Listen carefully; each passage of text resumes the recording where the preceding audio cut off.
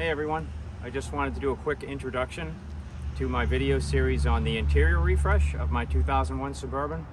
Since the exterior came out better than I had hoped, I decided to invest some budget into the inside of the truck.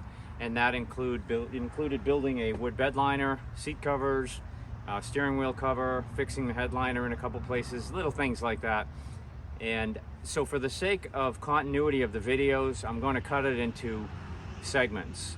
I did this all over the course of a couple of weekends, but in the case of like this bed liner, because of the different coats of stain and clear that had to dry, I worked on other things. But for these videos, I'm going to kind of just segment it. So this first part is going to be on how I built this wood bed liner. My budget for it was about $100. It's a sheet of plywood, some provincial Minwax stain, Minwax Helmsman clear, 3 or 4 coats, some hinges, and some screws. And with a circular saw, you can do it yourself. So if you want to build something like this, I hope this video helps. If you've got tips or questions, just leave them in the comments. Don't forget to subscribe. And if you want to take on a project like this, as we always say, don't be intimidated. Just go out and get busy. Take care.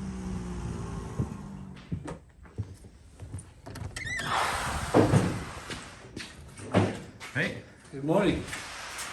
Everyone, this is Tyrone. Good morning, everybody. I see you got the plywood laid out. Plywood's laid out, ready to be marked and measured and cut. And this cut between the two second row seats probably has to be wider than just a cut. You may have to like cut a ½ inch down. Okay. So once we cut the piece, we'll have to take a little bit off it. Because this will be a separate piece, that'll be a separate piece, separate piece, separate piece. Yeah, we'll get it in there, we'll figure it out. So we've got, this. These fold separate. So here's one piece. There's a second piece there. The third piece goes there, and the fourth piece. So there's actually a third row seat that can go in here. But when these fold up, this is the cut right here. We need that line. Maybe it won't be easy to put it in. I'll just measure it. Let me get that measure. So we've got a 4x8 sheet. Alright, so it's gonna go right up against here.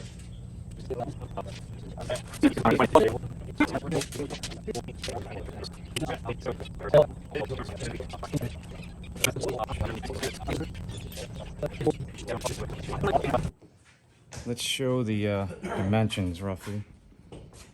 Anyone that wants to do this. It's pretty, Okay. So here's the front seats. These go right behind the front seat.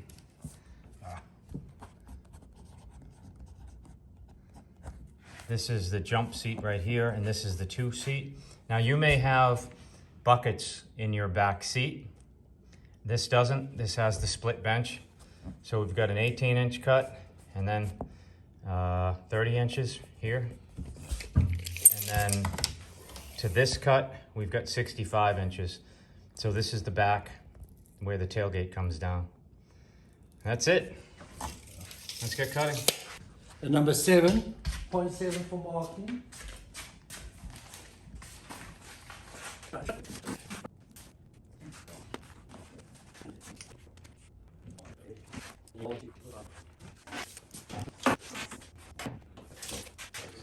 Okay, so this is a track saw. It's for cutting sheet goods and multiple wood straight. It's a very expensive system. I use it a lot in everything I do in woodwork, as well as special custom projects.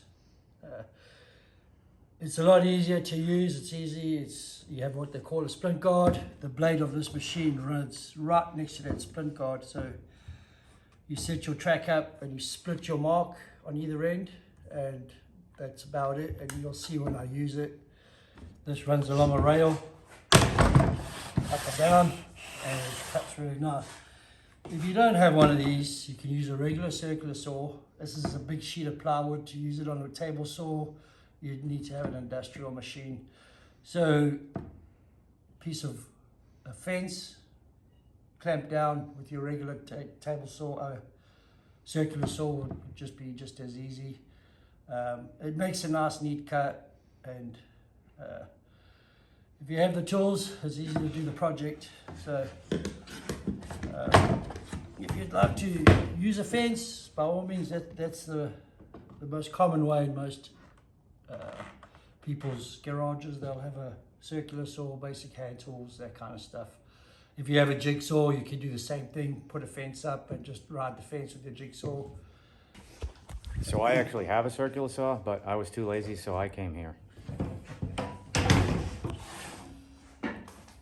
Matt was just using the tools he's got, and I'm one of them. We should all use the tools that we have. So with this track, it actually underneath, I'll just show you quick. This is a non-slip pad, and it works wonderful on plywood. Fantastic on plywood. It doesn't move around at all. If it was a smaller project like that top there, if I had to cut that tabletop there straight, I'd have to clamp it down, that kind of stuff. Smaller woods, I have to clamp it down, which we have clamps that ride this rail. But a different project. And the edge goes right on the line. Yeah, so you Run want right down that. to, just try to cut the line. That's about it. 6 of one, half of the other. Okay.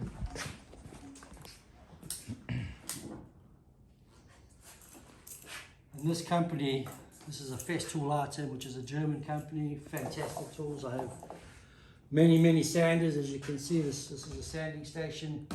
6-inch sanders. They are absolutely incredible machines to use. But you know, good things aren't cheap, and cheap things aren't good. So, so the blade just goes past the bottom. I do have strips of plywood underneath here to pick it up off the sawhorses, so we don't cut the sawhorses, and that should be about the end of it. Here we go.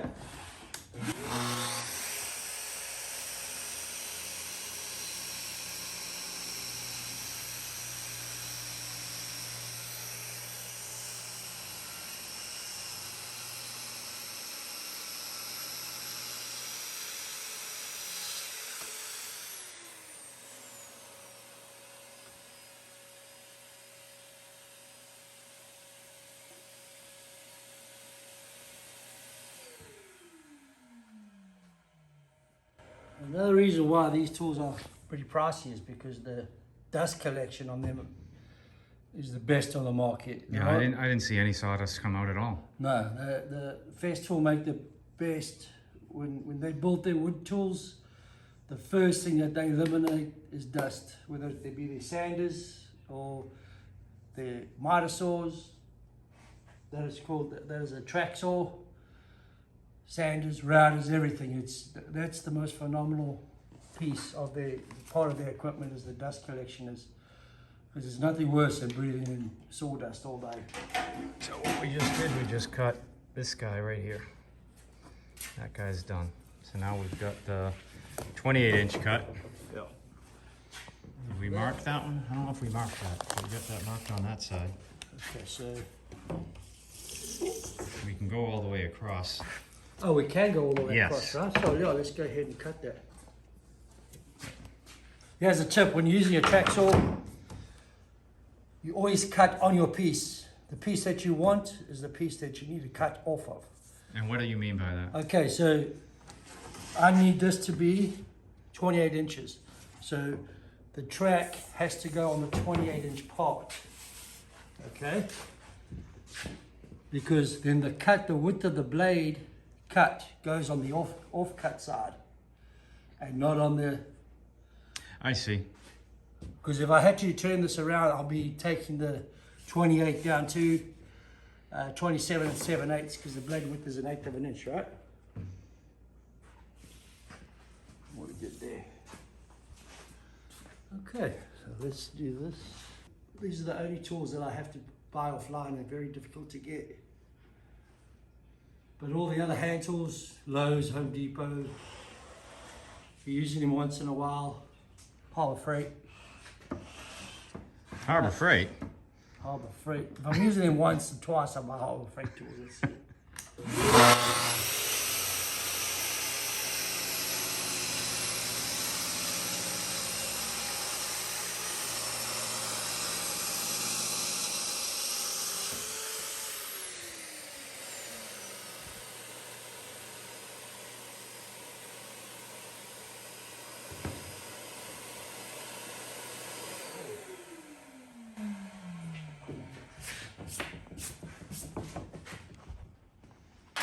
So one more cut, really. One more cut, and because this is 18 inches, we could use that. We'll use the table saw for 18 inches. It's really small.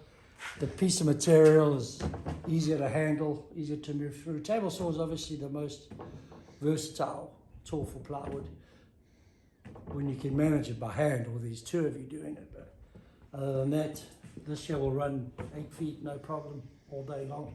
The measurement will be always from your fence to the inside of your blade will be your, inside of the blade from the fence is where you make your measurement. The markings I have down here is pretty good. It says 17.5, just slightly over, but it'll be fine.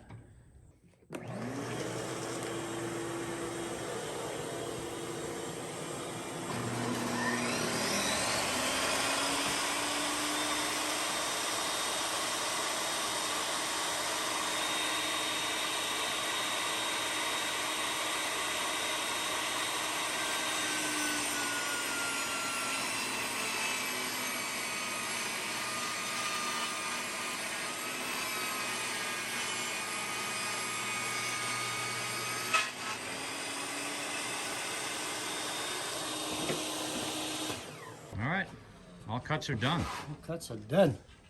You want to lay it in the back? Let's Yeah. lay it in the back, make Good sure it all job. fits. I fold the seat back down.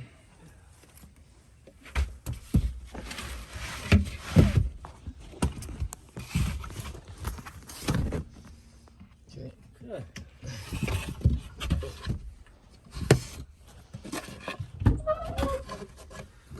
So this will flip up like that. So when you fold the seat up, this will go here. It's going to come all the way down here. Oh yeah, yep. So when you fold the jump seat up, it'll go up on the hinges and get out of the way. All right, let's put the middle piece in.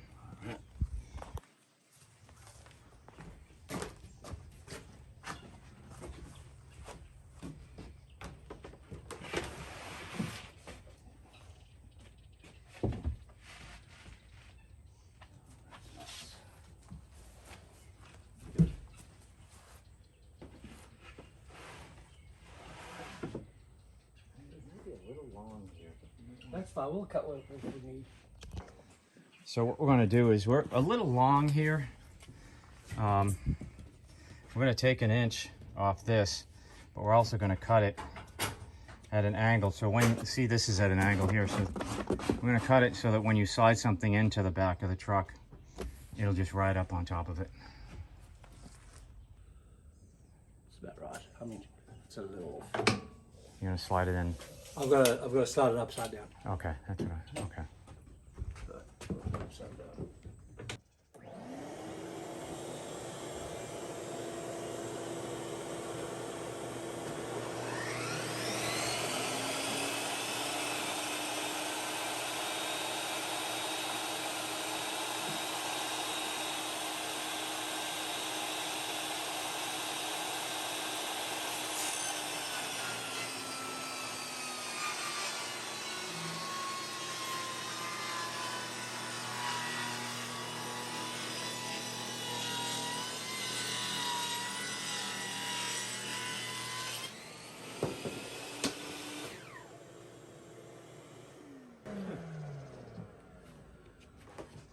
Sure.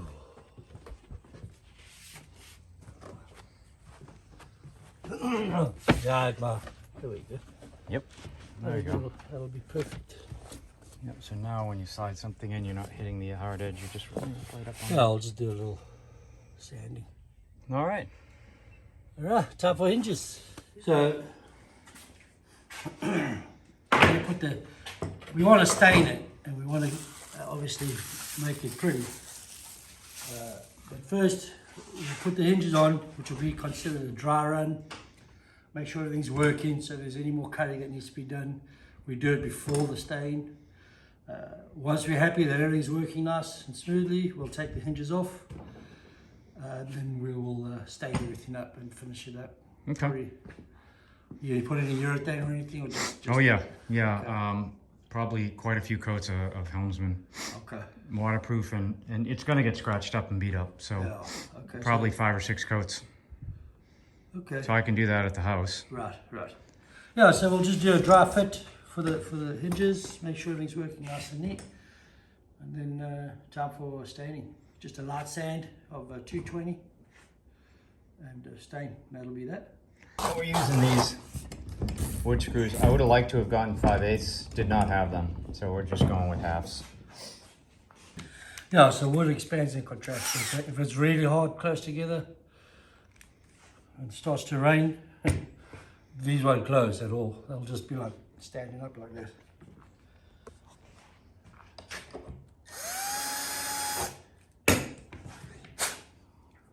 See, hole's perfectly center. Look at that. Sure. I gotta get one of those. They sell them, hardware store sell them.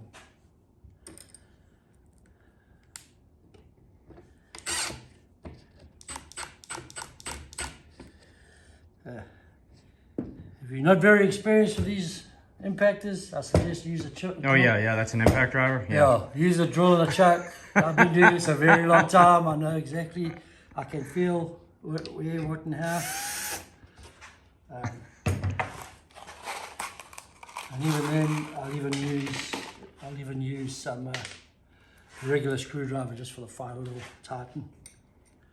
Yeah, so that falls under the category. Don't try this at home. Don't use an impact driver as a drill. Yeah.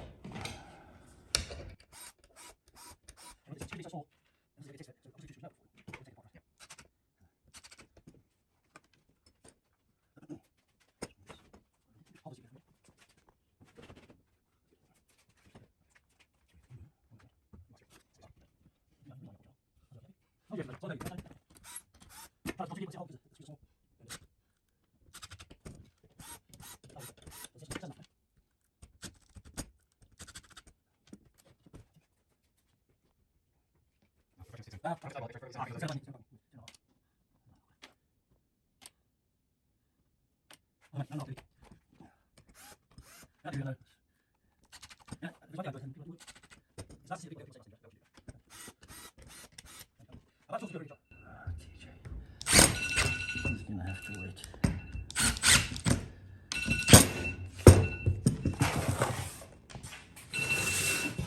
All right.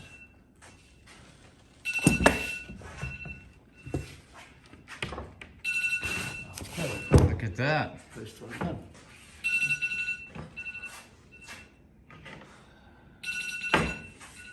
Slightly off, but it'll be fine. Love it when a plan comes together.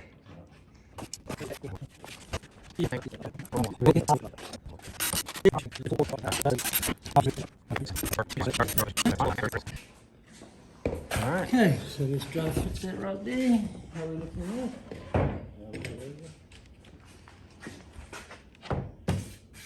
We're gonna have to finish this backside too. Oh, Because when it gets folded over. You're gonna see it. yeah. All right, let's put it in. Yeah.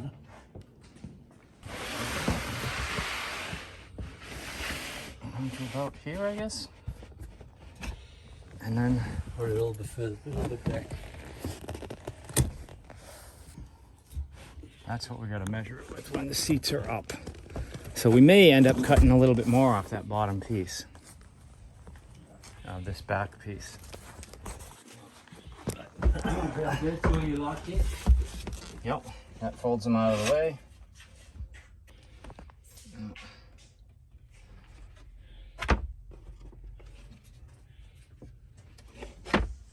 Let's see if the third piece fits this way.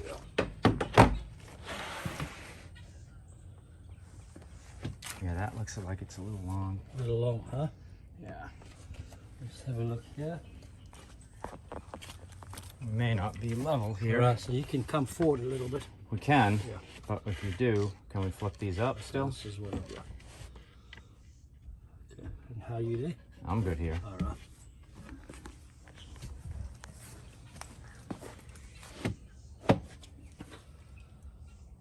I mean, it's going to be moving all over, right? Right. I mean, I had the same thing on the back of my trucks, sheet of plywood, so I could slide things on and slide things off. I mean, I didn't go fancy with all the hinges and things. Yeah, I've done 10 years worth of damage to the carpeting and stuff in the back of this. I just wanted to stop it. Yeah. And it's so nice just to, and then have a little pull stick over here. I'm thinking we still take a 1/2 inch off this thing. Take a 1/2 inch off? Yeah. Okay. Because as long as it's resting on this plastic, we're good. Right.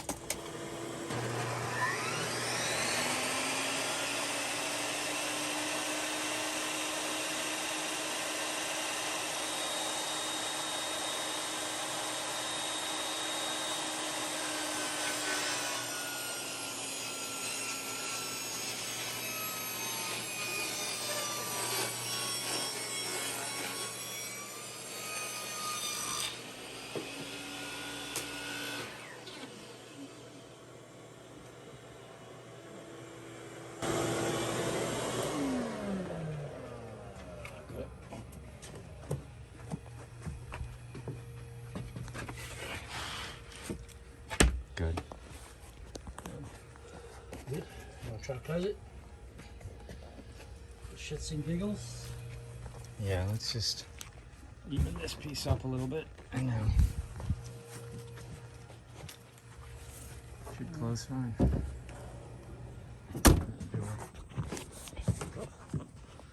Matt's debut folder. Yep. I'm gonna do the experiment on how this is gonna come out. That's it. Just fold these pieces over. Down. Yeah. Put the chairs up. And just pull it out. Yeah. Put the chairs up. Pack the mother-in-law in, and Bob's your uncle.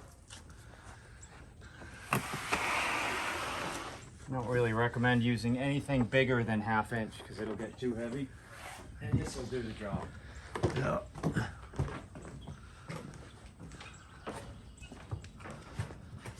Look at that.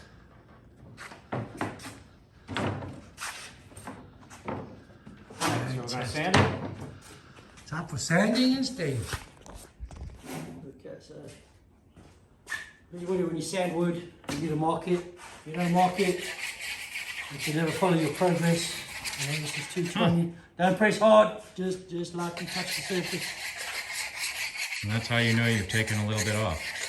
This will be up, and this material is already pretty flat. Mm-hmm. All we're doing is we're preparing it to accept the stain. That's what we're doing. So what we're doing is we're preparing the wood to accept the stain correctly. It'll accept the stain now. If you go, let's say this was a 120 grit, it will accept a lot more. The pores are way open on the wood, but you want to tighten up those pores just a little bit. And I mean, if it was a piece of furniture, I can assure you I'd pay a lot more detail, but for what it's been used for, we still want to do the job correctly. We just don't have to spend hours and hours on trying to get it perfect, you know. Plug in, plug out. It only works when it's plugged in.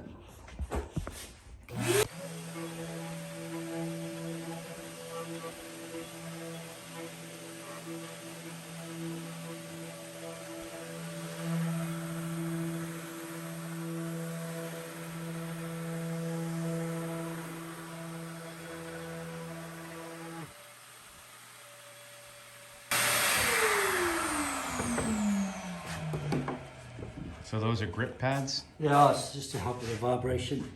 If anybody's sanded long enough, many times, you wonder why you got sore hands and sore hands you store. Ah, yeah. It's because it's coming back. And machine, these are very good machines, but you know, it's moving all over, and I can get a lot more grip when it stays still.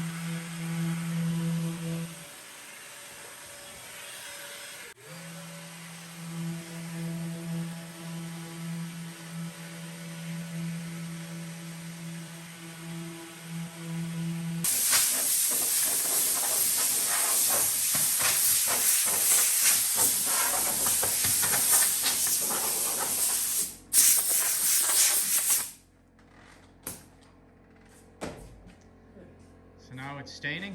Staining, very This is the fun part. fun part. Yeah, it was very interesting, that guy yesterday about shellac. It was, because I've always seen it in Rockler at the wood store. You been there? No. I'll take you there. In fact, next time, your dad probably knows about Rockler too.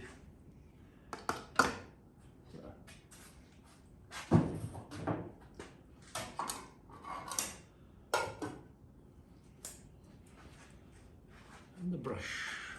Get rid of you. Right here. Fuck you. Ouch. And brush it. Normally you brush with this, with the grain, right?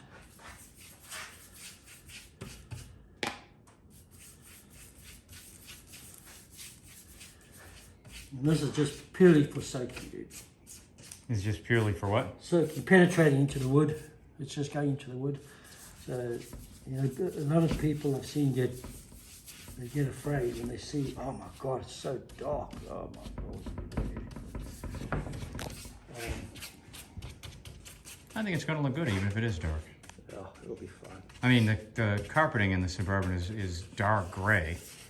So Yeah. this isn't going to matter if this thing's a little darker. I don't think it's going to be darker anyway. And the other thing too is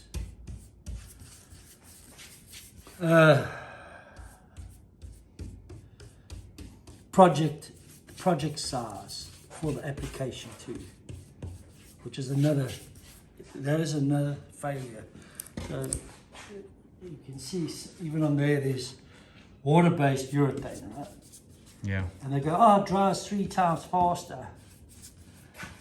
Well, to make urethane awesome, you have to backbrush it. And if you can't backbrush it properly, it's going to be horrible.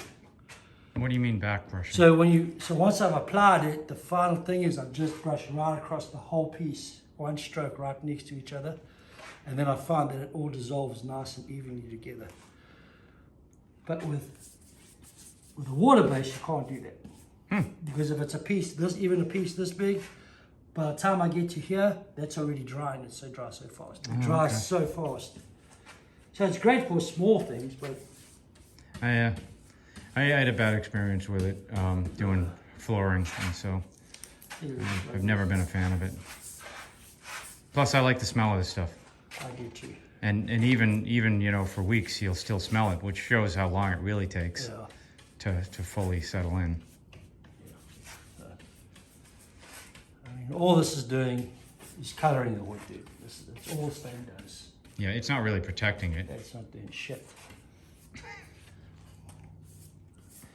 Yeah. It's like wearing a condom while you're driving, while you're sleeping. We can't use that.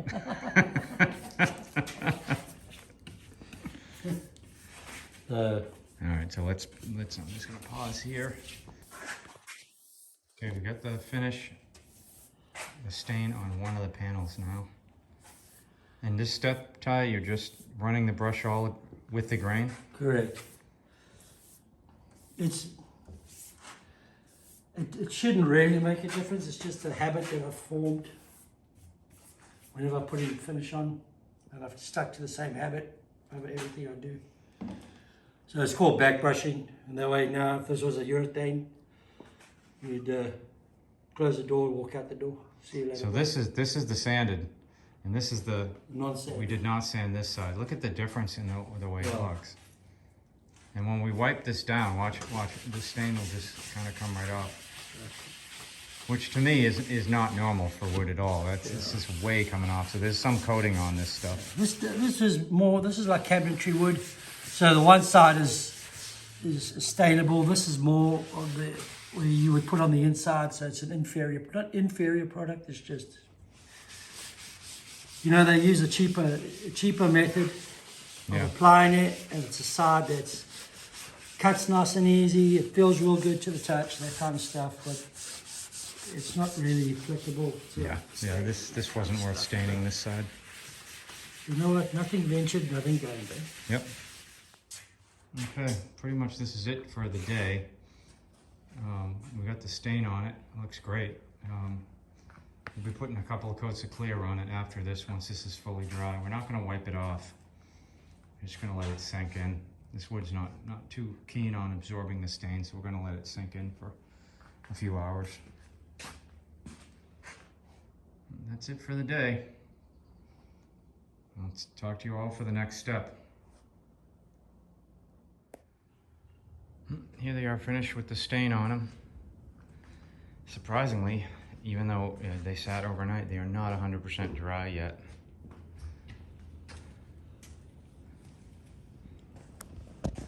But I'll be bringing them home, putting the clear on this afternoon. This is hammered cocoa brown. Not sure where I got it, but I was doing a project inside, and I had a corner bookshelf, and the floor was slanted in, and I wanted to build a base to level the bookshelf off. So I built it out of wood, and I sprayed this down because it looked like about the right color in it. It actually looked like manufactured wood. It didn't look like wood grain. It looked like the type of wood you buy at a furniture store or Walmart or some cheap furniture, but the color itself was a consistent dark wood. So let's see. I'll bring the camera over.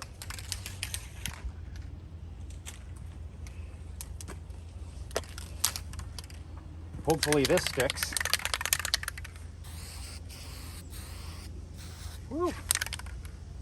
Wow, that nozzle does not want to paint.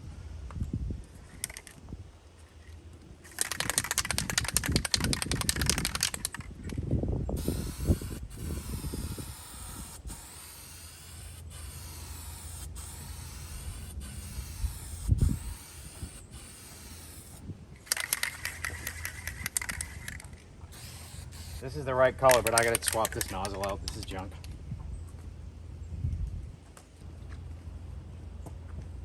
It's definitely a problem with some of these paints, these textured paints, is that even if you clean the nozzle properly, that nozzle is nothing. This can itself might be on its way out. Hopefully not. Okay, this seems right. Not really.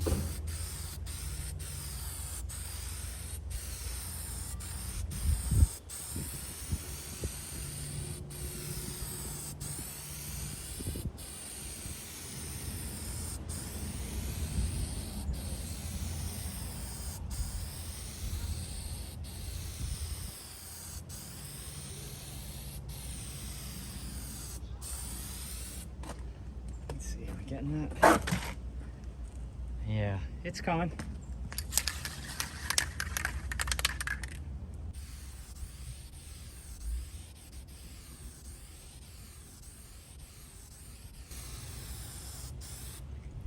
As I sweat right on top of it, it just dripped. Welcome to Florida. I'm not gonna touch it. If these things are flat, I can go slow and leave a heavy coat on them. It's not going to run.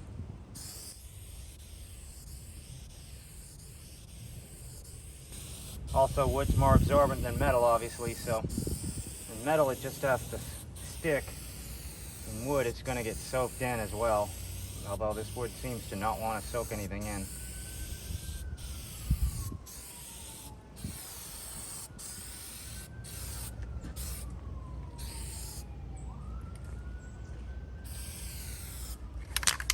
Oh, it's real good. Real good.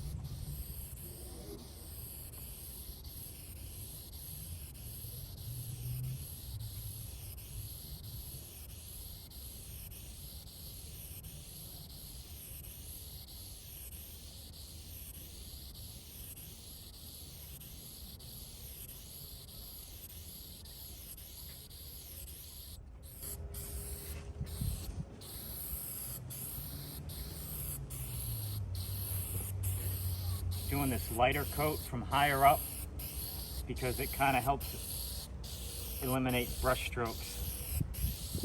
You gotta be patient doing something like this.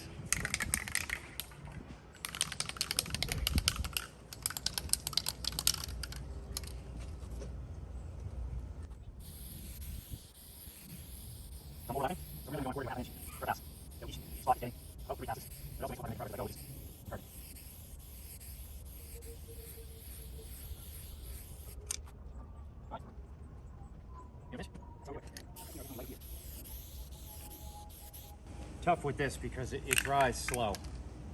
Now it dries a lot slower. Where my sweat dripped on this, I'll cover it. Takes care of that. Clean the nozzle as best I can. Still got a quarter of a can left. All right, we'll let that dry. I don't know why that spot in particular there looks vastly different. Could be just the sun. I'll let it dry and see how it goes. Okay, here's my cocoa brown hammered paint on wood. It's a nice finish. I like it. So I'm gonna flip these guys over. It's dry, sitting out in the sun. It's hot today. It is 85 degrees out. And I'm gonna put my first coat of clear on the wood side. So you got noticeably different color, but that's okay. Let me flip them over, start to clear. Okay, I'm gonna put our first coat of clear on this. I'm hoping to get several coats because it's gonna take a while to, well, it's gonna take a while to get several coats, but this is gonna take a lot of abuse. So I know it's gonna get scratched up. And the deeper the clear, the less likely it'll go through the finish. So it's gonna dry fast because the wood's been sitting out in the sun, which is exactly what I want.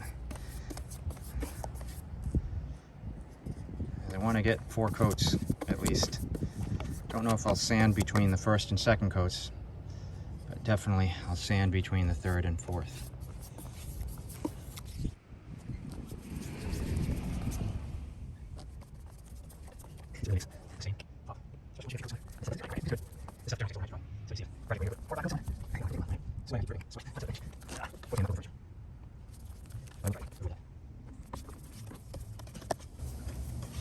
The stain, I mean the clear, will also darken the finish just a little bit more.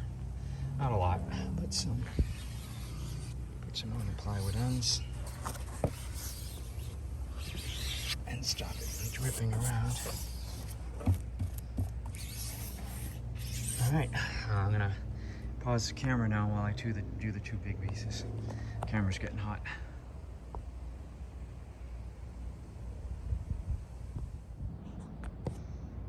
Okay, first coat is down. Looks good. So I'm gonna do another coat. I'm gonna let this dry. It won't take long, but it's hot out. So what I'm gonna do is a little trick. I'm just gonna sink the brush in urethane so it's wet, and then wrap it in paper towels, and then of course keep it out of the sun so it stays wet, so I don't have to use another brush and I don't have to clean this one, because I will be back at this almost guaranteed within the hour.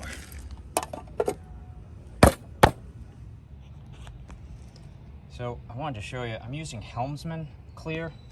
I'm putting the 3rd coat on now.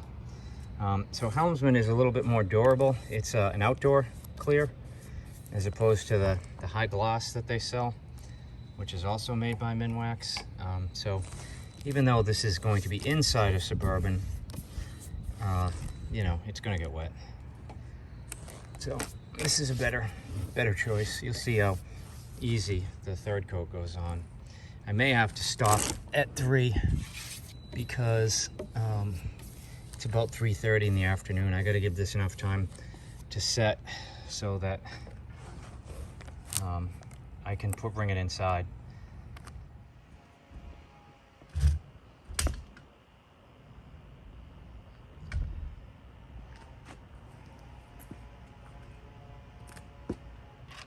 Okay, the weather's dried off a bit, blue skies.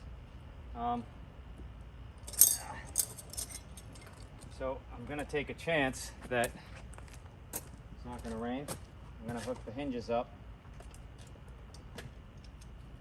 and hopefully put it in the back of the truck. Oh.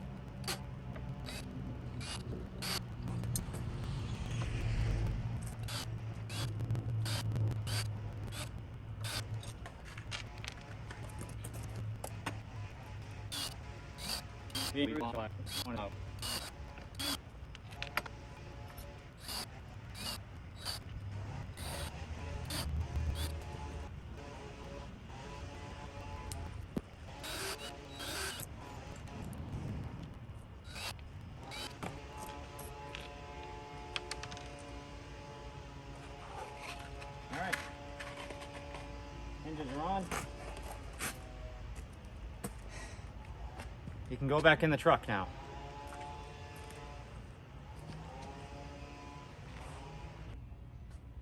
Okay, I've got it in the truck. It's gonna sit here for a few more days while it completely dries. It's very humid out. I wish it would just dry out. Monday it's supposed to be a nice clear dry day. That'll probably finish it up. I've got it sitting on a shipping blanket. You see right there. So it's not sitting on the carpet. I'm gonna find a couple of clamps that I can put in that will sit on top of this, and you turn them and they'll pull it together tight. I don't know what they're called, which is always a challenge. I'll show you how it works.